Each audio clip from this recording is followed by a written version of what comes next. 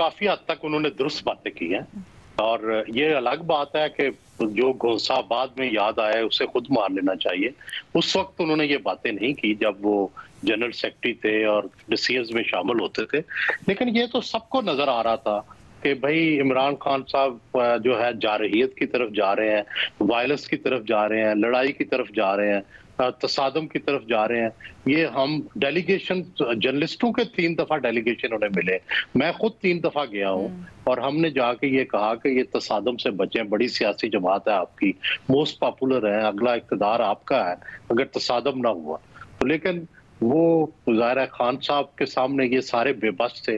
उस वक्त तो ये बोलते नहीं थे क्योंकि खान साहब के सामने किसी की बोलने की हिम्मत नहीं, लेकिन फवाद के भी ख्यालात यही थे, असद उमर के ख्यालात भी यही थे, परवेज खटक के ख्यालात भी यही थे। ये सारे समझते थे कि कोई ना कोई सुलह का रास्ता होना चाहिए, कोई ना कोई बातचीत होनी चाहिए, लेकिन इनकी कोई आवाज जो वहां पे एक्टिविस्ट थे वो इनकी आवाज निकालने नहीं देते थे और ये भी मसलतन खामोश थे कि शायद इमरान खान की पॉलिसी ठीक है और इसी पॉलिसी से हम जीत जाएंगे।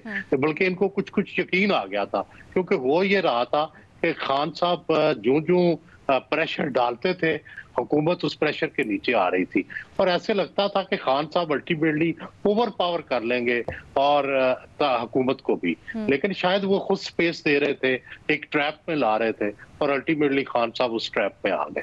बट सुहेल साहब, ये दिलचस्प चीज़ आपने कही है। आप कहते हैं एक्टिविस्ट जो थे खान साहब उनकी बातें ज़्यादा सुन रहे थे।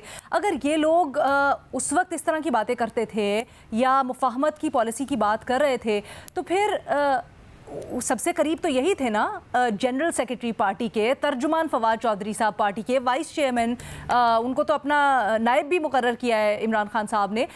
तो इनसे ज़्यादा करीब कौन फिर एक्टिविस्ट?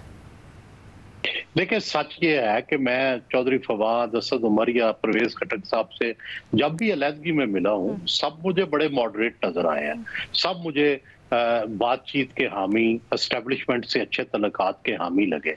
लेकिन जब ये कलेक्टिव कोई डिसीजन करते थे इमरान खान के पास बैठकर वो टोटली डिफरेंट होता था। तो इससे आप अंदाजा लगा सकते हैं कि इनकी या वहां बोलते नहीं थे या इनकी आवाज दब जाती थी, जो भी है, लेकिन अल्टीमेटली नतीजा वायलेंस की नतीजे में निकला, तसादम की शक्ल में निकला। तो मेरा ख्याल है कि हमेशा जो मॉडरेट्स हैं उनकी आवाज सुननी चाहिए। अब जो तो फिर यहाँ पे तो पाकिस्तान तहरीक इंसाफ जो कह रही है, जो कल उन्होंने कहा है कि ये उस वक्त क्यों ना बोले, उस वक्त क्यों ना मनसब से हटे, फिर तो उस मौकिफ में जान हुई।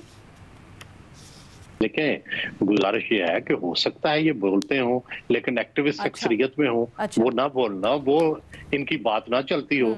मतलब ये तो हमें पता है फवाद चौधरी का कि वो सबके सामने आके ये हमें भी कन्विंस करता था कि डायलॉग होना चाहिए, ठीक है, लेकिन वहां जब जाते थे तो कहते थे कोई डायलॉग नहीं, हमने डाकुओं से नहीं मिलना, हमने चोरों से बात नहीं करनी।